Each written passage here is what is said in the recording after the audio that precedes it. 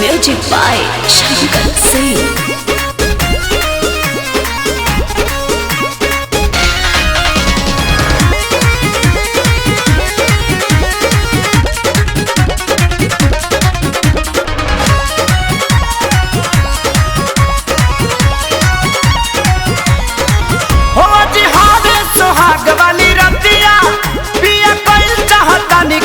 बतिया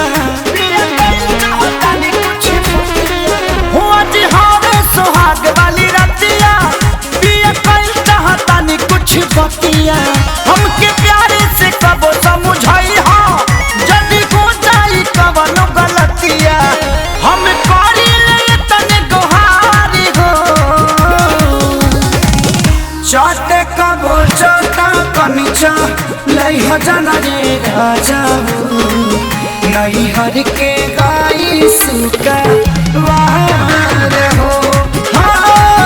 चाटे कबो चेता कनिचा लई हजना रे राजा नई हर के गाई सुका वार हो।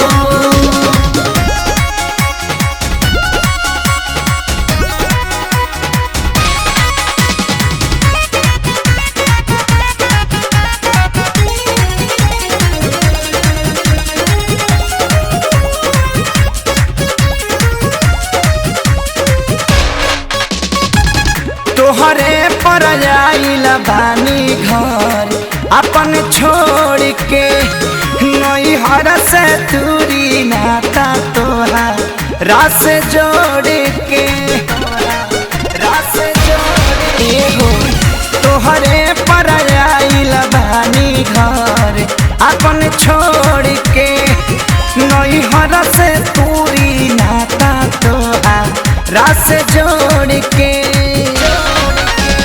पैसा से बेसी प्यार हो चाटे कबो चाटा कनचा लई हजना ये राजा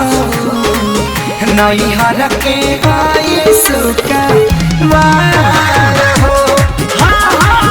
चाटे कबो चाटा कनचा लई हजना ये राजा नई हर के गाई सुका वार हो।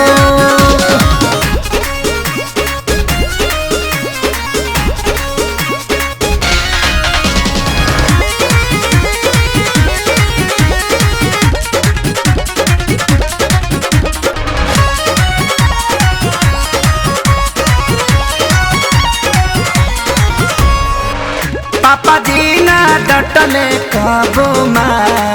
ई न मरली छाती पर पत्थर धके हम के बिसरली हो पापा जी ना डटले कबो ई न मरली छाती पर पत्थर धके हम के बिसरली हलचल के सारी करार हो